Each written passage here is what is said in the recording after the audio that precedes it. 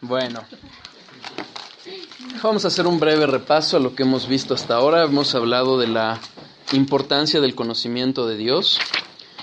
Ya lo vimos, ya hablamos también de las evidencias de Dios en nosotros, esa santidad, ese denuedo, esa paz, ese contentamiento y que nos llevan a hacer un análisis de qué hay ahí en nuestras vidas, cómo estamos viviendo nuestra relación con Dios y si estamos encontrando defectos en nuestra relación con Él, pues debemos de ir a conocerle más, ¿no? Sabemos que es una gracia, es su gracia, es su misericordia la que nos abre el entendimiento, la que nos lleva a sus pies y solo por Él y para Él es que podemos conocerle.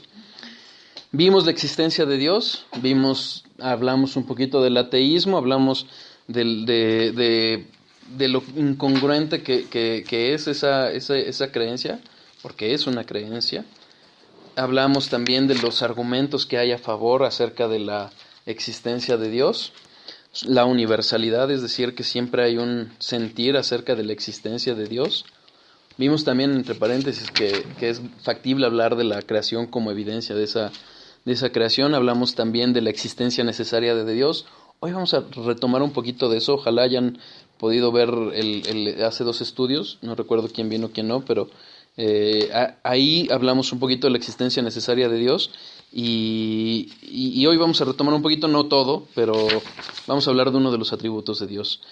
La perfecta creación de Dios, como hay un equilibrio perfecto que es imposible, no prácticamente es imposible que sea el azar y definitivamente no es las condiciones físicas de la materia y de las fuerzas físicas la que hace que esta existencia sea como sea, sino es Dios, hay una inteligencia que lo ordenó todo.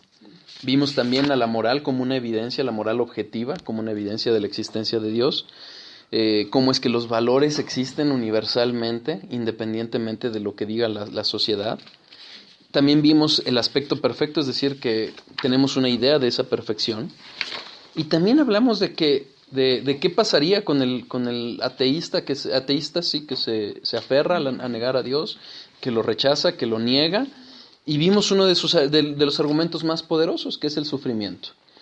Hablando del sufrimiento, vimos que en estricto sentido, en lógica pura, no es opuesto la existencia de sufrimiento con la existencia de Dios.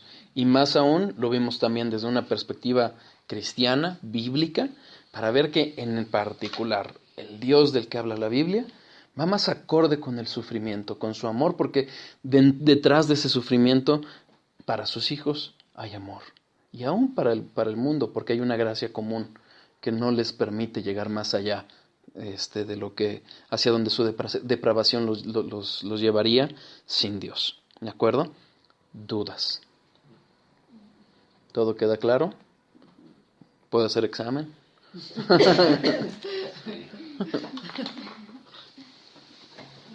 Ahora, vamos a empezar a ver cómo es Dios.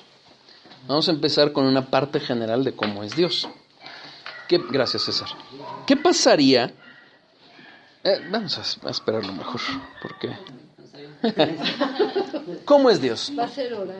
Vamos a ver, ¿qué pasaría? Hay partes, hermanos, que va a parecer como que rebotamos con ideas que hemos visto en partes de este estudio pasado, pero de verdad, a veces la repetición, y si Dios nos repite tanto es porque somos muy tercos quizás en aprender. Entonces, no se preocupen, pero finalmente esto nos va a ayudar a conocer a Dios. Pero ¿qué pasaría si nos inventamos a Dios como es? ¿Qué pasaría? ¿Se acuerdan que vimos algo de ello? Sí. ¿En qué caeríamos? ¿En qué pecado? La idolatría. Pero fíjense, si nosotros empezamos... ¿Por qué? Porque finalmente nos estaríamos haciendo un Dios a nuestra medida y no un Dios objetivo, como se ha revelado. ¿Ok? Esto es importante porque vamos a empezar a conocer cómo es Dios. ¿Ok? No empezar a conocer, pero sí ya digamos más sistemáticamente hablando, ¿no? Pero, ¿saben qué pasa con esas imágenes o esos ídolos que hacemos de Dios? ¿Saben qué son? ¿Saben cómo los denomina la Biblia? Demonios. Salmo 106, versículo 36. Impresionante. 36 y 37. Salmo 106, versículos 36 y 37.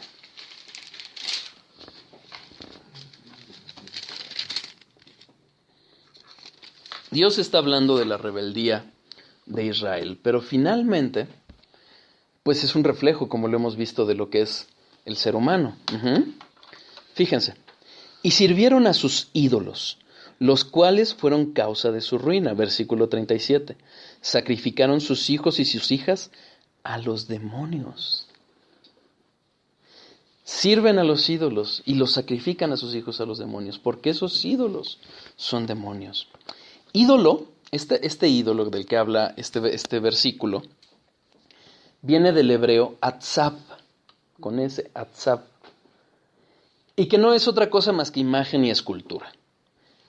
A reserva de que cuando hablemos de Dios como espíritu, que es un atributo de él, aquí basta mencionar que una imagen, el pretender representar a Dios con una imagen, es denigrar a Dios. Es una degeneración de lo que Dios es. En su momento, insisto, cuando veamos esa parte, les vamos a explicar cómo es esa degeneración y cómo se provoca.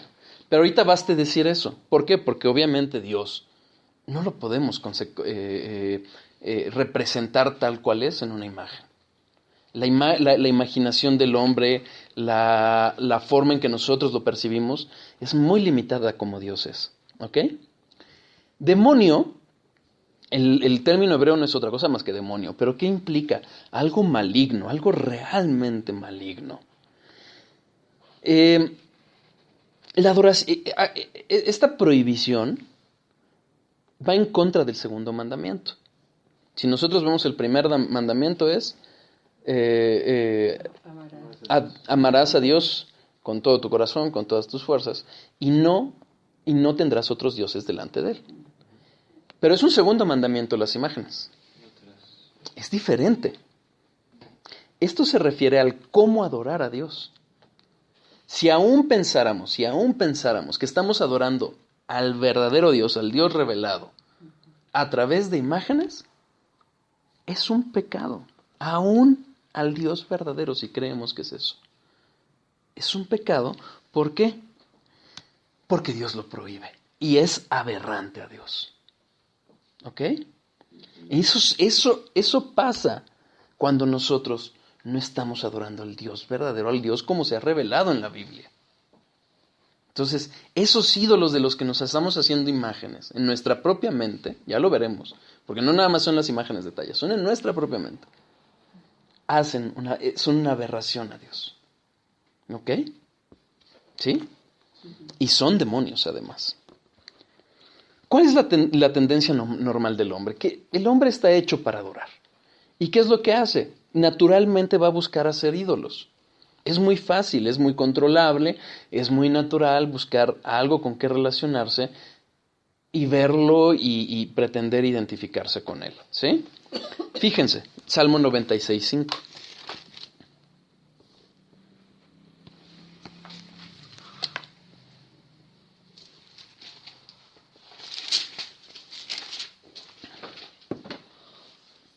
Porque todos los dioses de los pueblos son ídolos, pero Jehová hizo los cielos.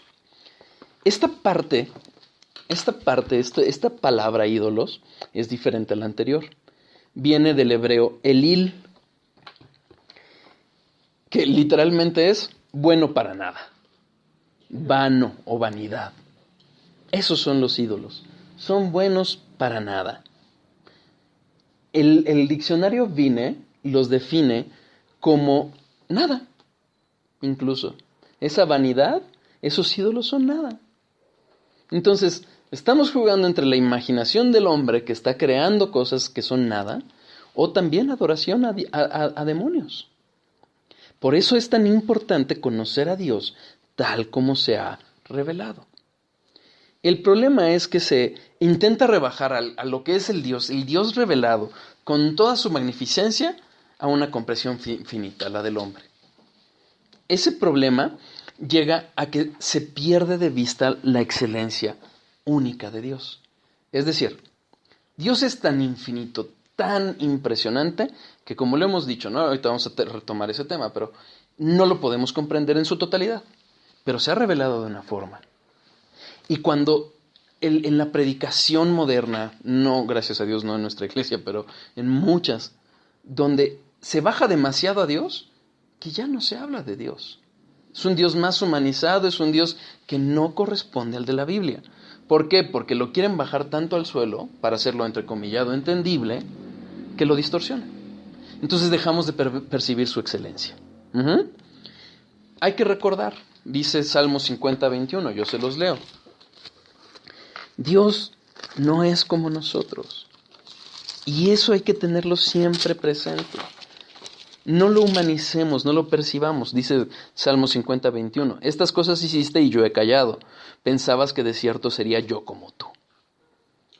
No, Dios no es como nosotros. Nosotros fuimos hechos a su imagen, pero Él no a la nuestra.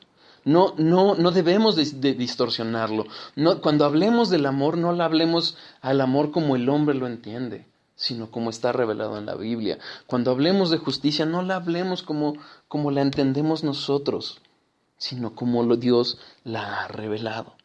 De otra forma vamos a distorsionar a quién es Dios. ¿Sí? ¿Queda claro hasta aquí? Ahora, ¿qué pasa con Dios? ¿Qué es lo que hace Dios? Dios se ha revelado en la Biblia en términos de atributos o características, ¿sí? No es que lo encontremos sistemáticamente, es decir, no vamos a encontrar un libro de la Biblia que diga, ok, vamos a hablar del amor. El amor es esto, esto y esto. Y otro, es la soberanía. No. No lo vamos a encontrar así sistematizado. Pero a lo largo de toda la Biblia, ¿qué es lo que vamos descubriendo? Vamos a descubrir cómo es Dios, cómo es su carácter, qué piensa, qué es bueno ante Él, qué es malo ante Él, qué es lo que espera de nosotros. Entonces, Dios a través de la Biblia se ha revelado a través de atributos o características. ¿Sí? ¿Qué es un atributo? John MacArthur dice que un atributo es todo lo que es verdadero acerca de Dios. MacArthur lo define como un atributo es todo lo que es verdadero acerca de Dios. Arthur Pink, lo define como que es algo que Dios ha declarado que es verdadero respecto a sí mismo. ¿Sí? ¿Qué podemos ver en la definición? Bueno, si nosotros hablamos de que la palabra es verdad y que Dios ha revelado sus atributos a través de la palabra, entonces esos atributos que muestran la palabra, que hablan de cómo es Dios, son verdaderos. Eso es un atributo de Dios. ¿Sí? Algo que es verdadero, que Dios dice de sí mismo, no que nosotros decimos de Él. No cuando distorsionamos, por ejemplo, es que Dios es amor y entonces no va a condenar a nadie. No, ya lo estamos distorsionando. El atributo de Dios, que es amor, que sí es amor, porque ya lo vamos a ver, está entendido a como Él lo ha revelado. Entonces, ese atributo es verdad, pero hay que verlo a la luz de la palabra. ¿Sí? ¿Queda claro? Los atributos son la esencia de Dios. ¿Ok? ¿Qué es la esencia? Bueno, la esencia, es decir, es lo que constituye la naturaleza de ese algo. Es lo que hace que algo sea esa cosa y no otra cosa. ¿Sí? Eso es la esencia. Es lo que hace, lo que está siempre permanente en eso de lo que hablamos que es su esencia. Es invariable en todo el tiempo. Incluso el diccionario lo define como lo más importante y característico de una cosa. Ajá. Entonces, los atributos, eso que es verdadero de Dios, son su esencia.